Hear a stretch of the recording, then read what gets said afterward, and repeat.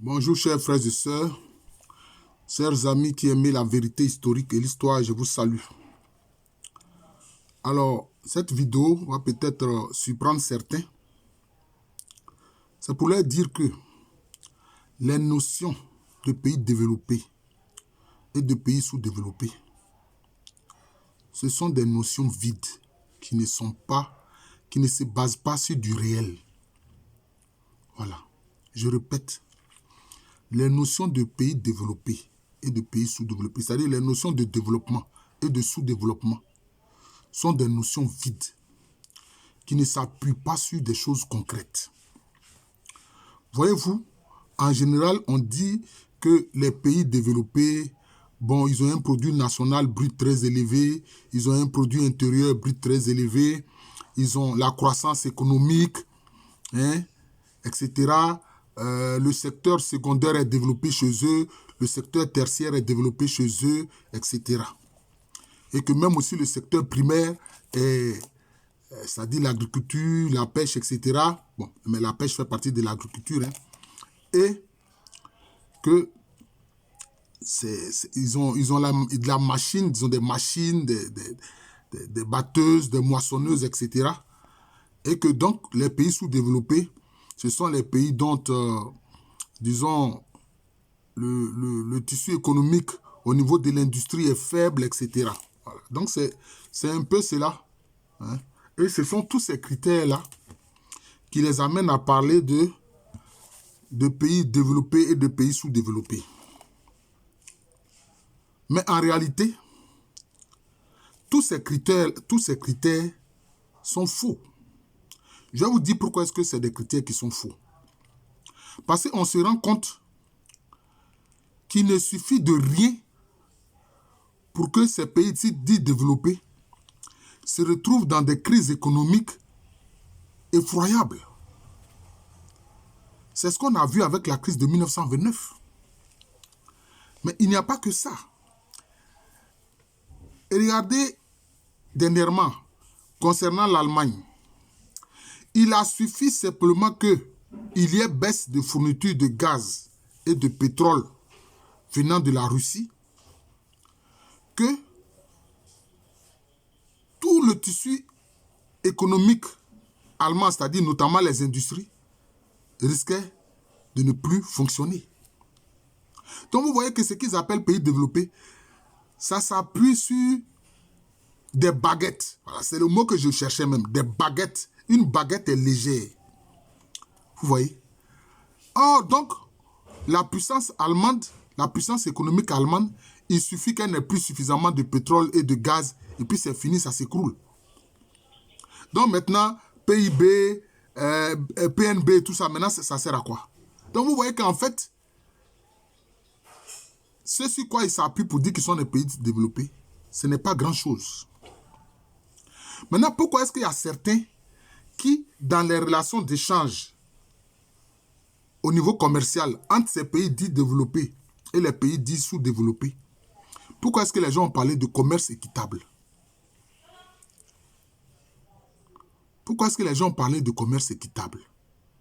Mais parce que ce commerce-là, que les pays dits développés font avec les pays dits sous-développés, ce commerce n'est pas équitable. Ce qui n'est pas équitable, cela veut dire quoi? Cela veut dire que ça se base sur l'injustice. Et c'est parce que c'est ça les faits. Ce commerce qu'ils font avec nous se base sur l'injustice. Pourquoi? Mais un seul élément qui le montre, ce sont les bourses. Bourse de Londres, bourse de Paris, bourse de New York, etc. Et c'est eux qui fixent les prix de nos produits que nous, les pays dits sous-développés, nous proposons. Mais depuis quand vous pouvez aller dans un magasin ou sur le marché pour dire que monsieur ou madame, comment on appelle ça, le fruit que je vais vous acheter là, moi je veux le payer à tel prix. Ça apprend nous à laisser, mais vous allez me donner ça. Moi je vais acheter ça à ce prix là. Est-ce que c'est normal? Mais pourtant c'est ce qui se passe. Ce sont les bourses qui fixent les prix de nos matières premières et de tous les produits que nous proposons.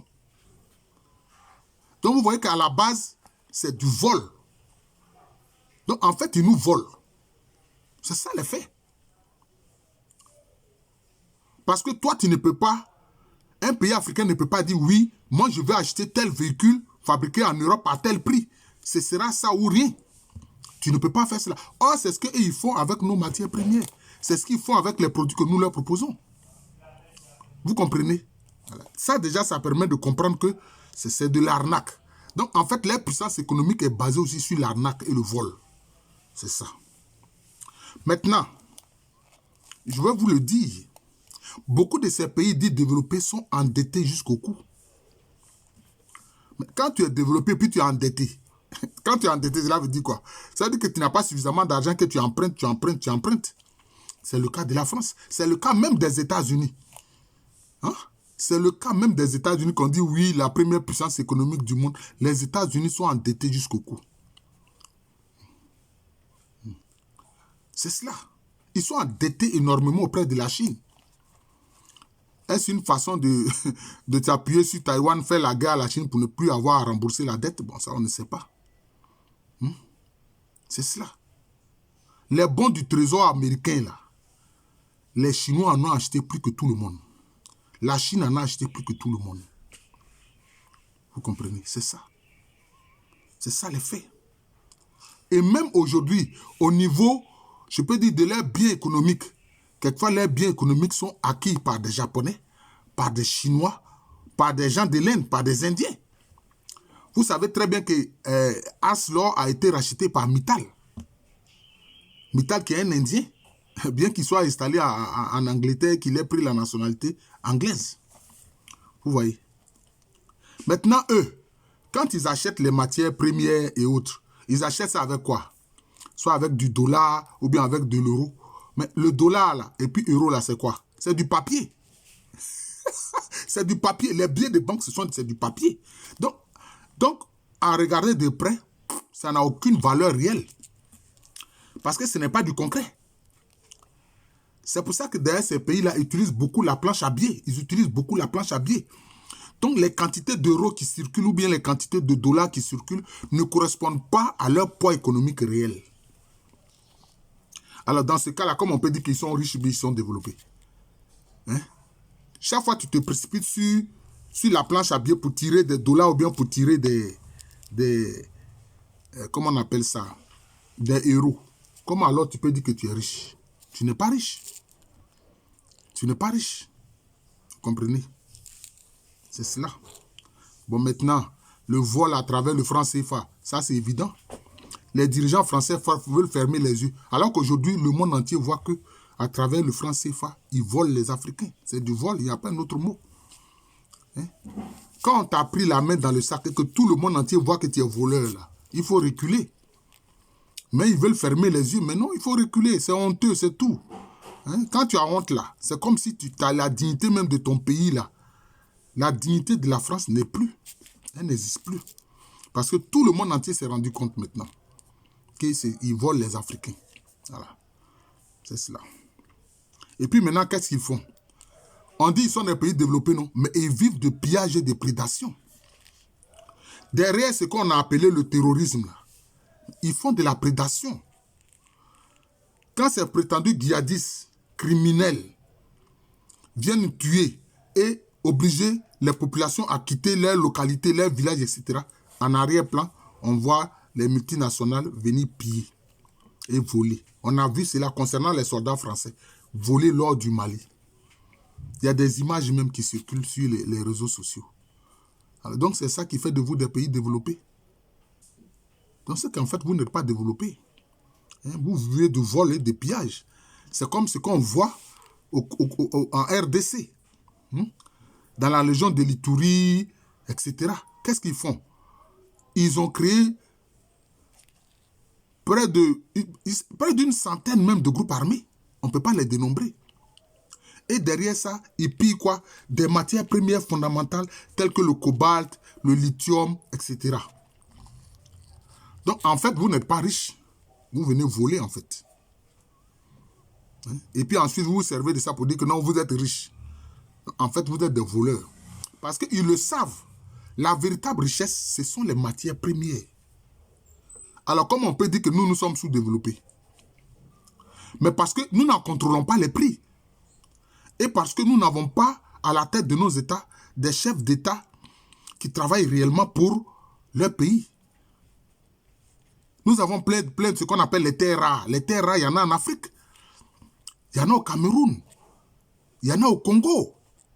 De plus en plus, on découvre les terres rares en Afrique, qui sont des matières premières fondamentales, qui contiennent des matières premières fondamentales. Si nous-mêmes, on en fixait le prix, est-ce que nous serons pauvres? Jamais. Ouais. Donc, de façon structurelle, ils ne sont pas riches, ils ne sont pas développés. Et de façon structurelle, nous, on n'est pas pauvres. Mais nos chefs d'État nous rendent pauvres parce qu'ils ne font rien pour que nous ayons le contrôle et la souveraineté sur ce que nous possédons. C'est ça. C'est pour ça qu'ils font tout pour enlever les chefs d'État qui sont nationalistes et qu'ils mettent des félons à la tête de nos États. C'est pour ça qu'ils font ça. C'est pour qu'ils continuent de dire qu'ils sont développés alors qu'ils ne le sont pas. Voilà le problème. Un autre système qu'ils ont mis en place pour voler, pour se dire qu'ils sont développés, c'est le FMI et la Banque mondiale. C'est le FMI et la Banque mondiale. Vous comprenez? C'est le FMI et la Banque mondiale qui est à l'intérieur du FMI et de la Banque mondiale, alors qu'en principe, l'idéal qui sous-tendait ça, c'était d'après eux pour financer le développement. Mais en fait, c'est pour endetter les pays et pour les mettre sous contrôle. Vous comprenez? À l'intérieur du FMI et de la Banque mondiale, il y a des clubs. Club de Paris, club de Londres, club de ceci, club de cela.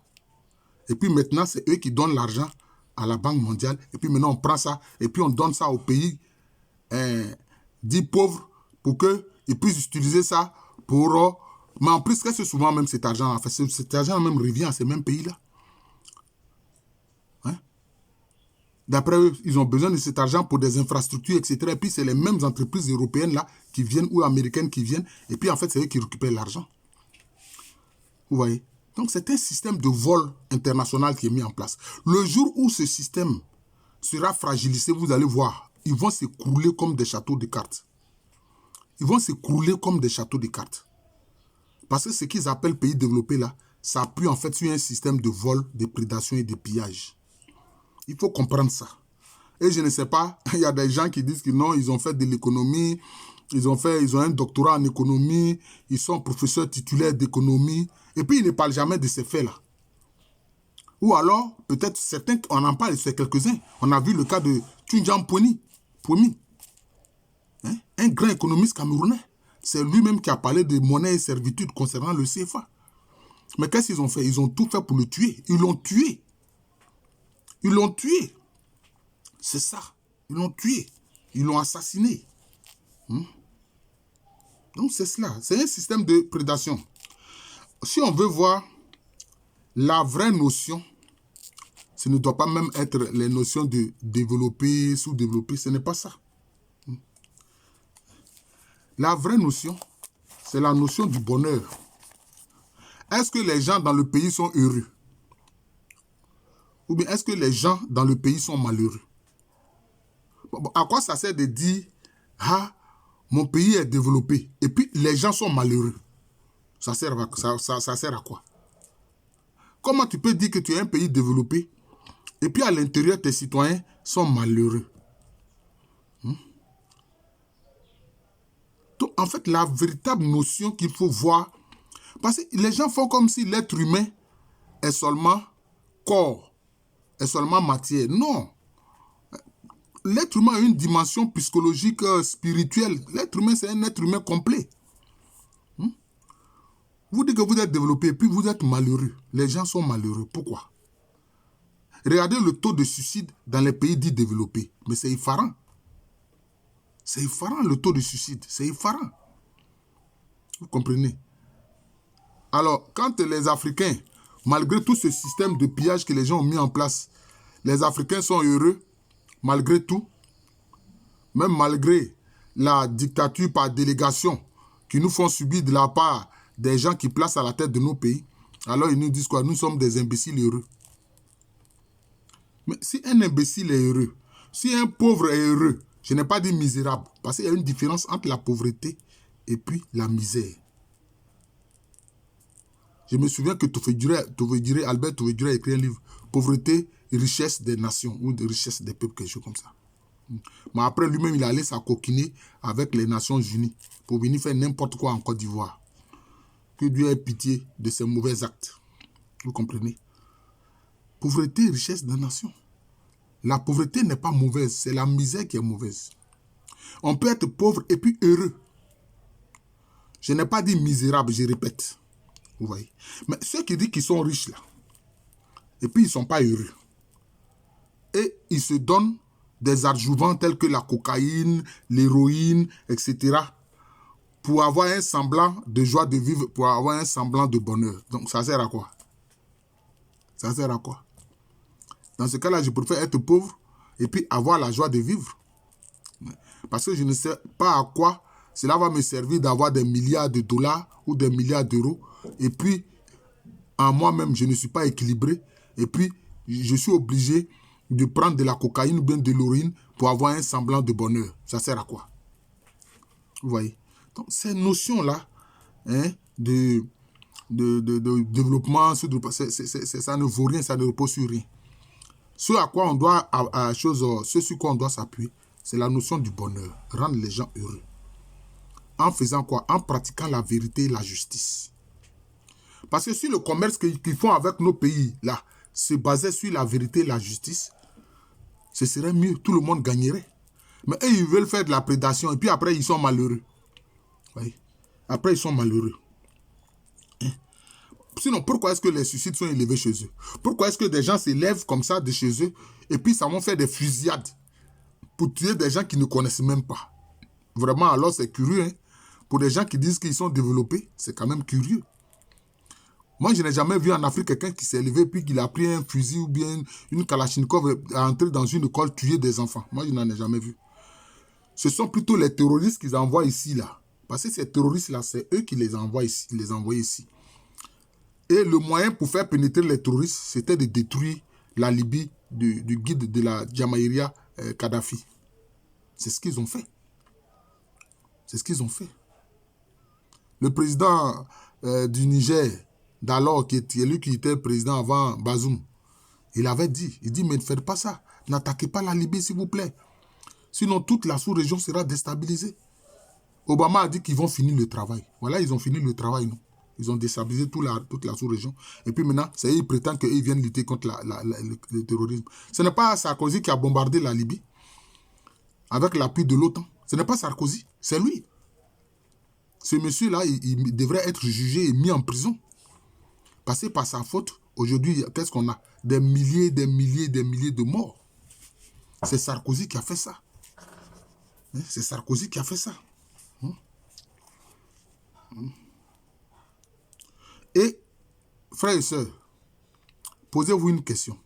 Comment se fait-il que dernièrement, des dirigeants européens ont déclaré que leur avenir, c'est l'Afrique? Mais comment vous pouvez vous lever et puis vous, l'Europe, vous dites que non, votre avenir, là, c'est l'Afrique?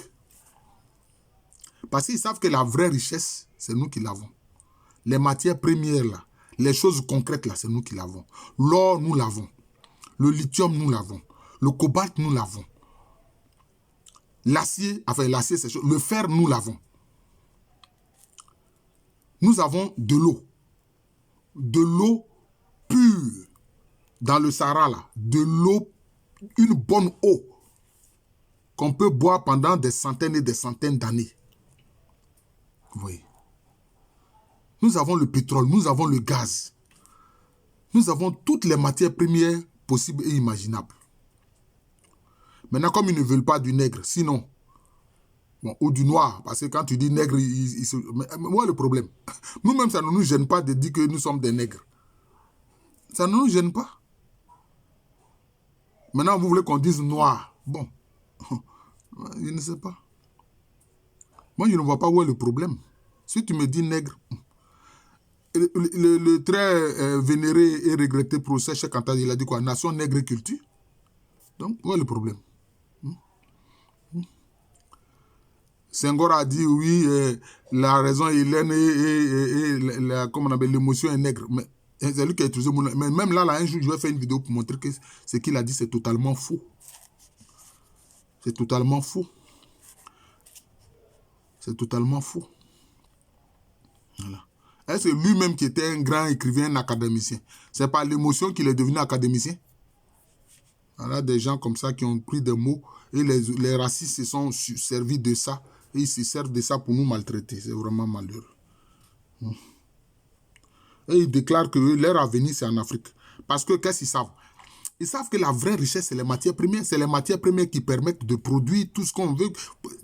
Ce sont les matières premières qui sont transformées en produits finis. Donc ils savent que c'est nous qui avons la richesse. Ils le savent. C'est pour ça qu'ils ont déclaré cela.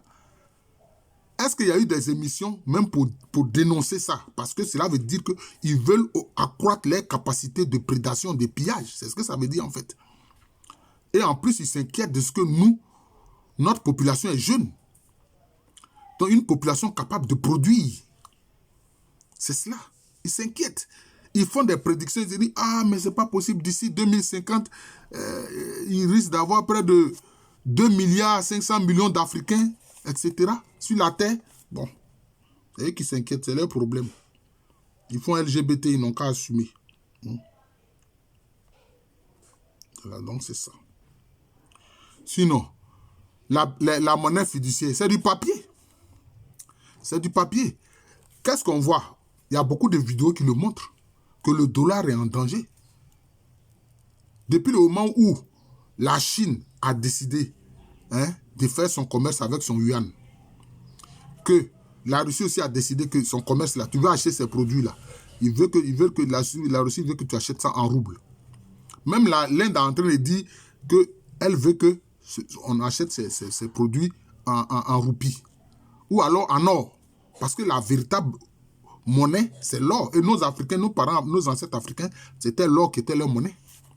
Ce n'est pas des billets de banque, c'était l'or qui était leur monnaie. Souvenez-vous du voyage de Mansa Kankou Moussa, empereur du Mali.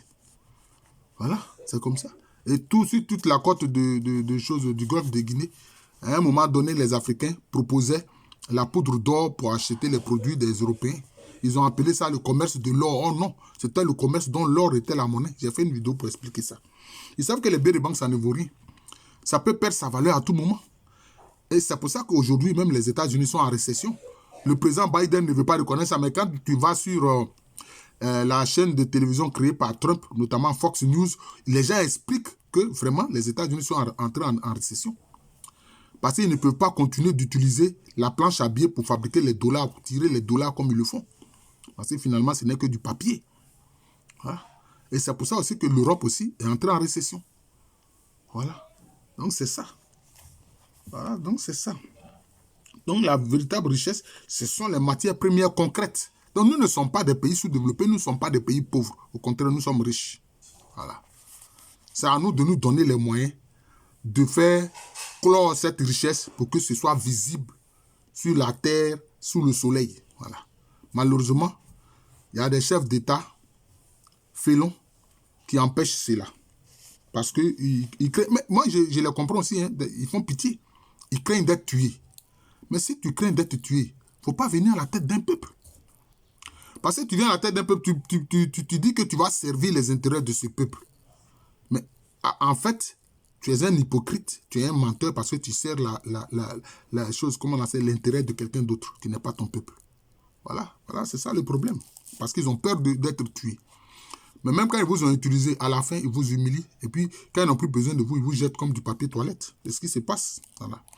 Donc, la véritable richesse, la véritable matière première, c'est nous qui l'avons. Donc, c'est ça la véritable richesse. C'est du concret. L'or, c'est du concret. L'argent métal, c'est du concret. Le cuivre, c'est du concret. Le cobalt, c'est du concret. Le lithium, c'est du concret. Ce n'est pas des billets des banques. Quand il y a eu la crise de 1929, là, on a vu en Allemagne, même pour acheter même un morceau de savon, il fallait une brouette de choses de Deutsche Mark. Une brouette de Deutsche Mark. Moi, je vous dis ça. Une brouette de Deutsche Mark. Parce que l'argent billet, ce n'est rien. Ça peut perdre sa valeur du jour au lendemain. Voilà, donc c'est de ça qu'il s'agit. Voilà. D'ailleurs, c'est pourquoi la colonisation, ça s'explique par quoi? Ça s'explique par la volonté de s'accaparer les matières premières des Africains. C'est ça qui a expliqué la colonisation. Hein. On peut dire tout ce qu'on veut. La raison fondamentale, tout historien véritable sait que la raison fondamentale de la colonisation en Afrique, c'est les matières premières dont avaient besoin ces pays-là qui s'industrialisaient. les industries avaient besoin de ces matières premières-là. C'est pour ça qu'ils sont venus nous coloniser. Voilà. En utilisant le prétexte que nous sommes des sauvages, nous sommes moins que des singes, etc. Pour ça, ils ont toujours fait ça. C'est leur problème. Nous n'allons pas changer leur mentalité. Ce n'est pas nous qui allons le faire à leur place. Hein. S'ils ne veulent pas changer, qu'ils veulent nous voir comme des singes, ça c'est leur problème. S'ils ne veulent pas nous voir comme des humains, ça c'est leur problème. On ne va pas leur dire, oh s'il vous plaît, voyez-nous comme des humains. On va s'imposer pour qu'ils nous voient comme des humains. De gré ou de force, c'est de ça qu'il s'agit. Je vais terminer par là. Dernièrement, j'ai regardé un documentaire très intéressant. Un membre du Ku Klux Klan, vous savez le Ku Klux Klan, il a révélé que au sein du Ku Klux Klan, on leur enseigne que Dieu veut qu'ils tuent les Noirs. Que c'est un acte, comment il va dire, je vais dire ça, comment il a qualifié ça? C'est un acte salutaire que de tuer les Noirs. Que c'est Dieu même qui recommande cela. C'est ce que ce suprémaciste blanc du Ku Klux Klan, c'est ce qu'il a dit dans le documentaire. On ne sait pas ce qui s'est passé. Dans sa conscience, les choses ont changé. Il a trouvé que non, non, non. Ce n'est pas correct, ce n'est pas bon. Et lui-même, à son propre petit frère, c'est cet enseignement-là qu'il a donné. Et son petit frère a assassiné un monsieur, un noir. Pour rien comme ça. Il allait planter son couteau dans sa gorge pour le tuer. Et donc, le monsieur s'est senti un peu responsable. Il s'est senti même responsable parce que c'est lui qui a donné, hein, qui a inoculé cette haine-là du noir à son petit frère. Oui. Et donc, il est allé pour demander pardon à la famille de cet homme noir que son petit frère a tué. Il est allé rencontrer le fils du monsieur. Et il a dit tout ce qu'il en est. Vraiment, il dit, demande pardon, il est vraiment désolé. Il se sent responsable de ce que son petit frère a fait, etc. Bon. Le fils du monsieur a dit, bon, ok, d'accord, bon, d'accord. Mais si toi-même, tu reconnais cela et que désormais, tu peux travailler, hein, à faire changer les choses dans ton groupe du Ku Klux Klan des suprémacistes blancs, mais ce sera la bonne chose. Et pour finir, le monsieur là, le blanc là, il avait sa femme et puis son gosse de peut-être un enfant d'1 an ou 2 ans. Il dit, ah, vraiment, je vais élever mon enfant. Hein, de sorte qu'il n'a la haine contre personne. La haine contre personne, encore moins la haine contre les Noirs. Voilà. Alors, je vous remercie. Voilà, donc c'est ça. Je suis le professeur Alou Kwame René, professeur titulaire d'histoire à l'université Félix Faure, une université qui est à Abidjan, dans le quartier de Cocody. C'est en Côte d'Ivoire, un pays situé en Afrique de l'Ouest. Voilà, je dis tout ça pour que voilà, ceux qui découvrent ma chaîne YouTube, professeur Alou Kwame René sur YouTube, ou bien Kwame René Alou, on accède par ces deux modes-là, professeur en entier Alou Kwame René, ou bien Kwame René Alou.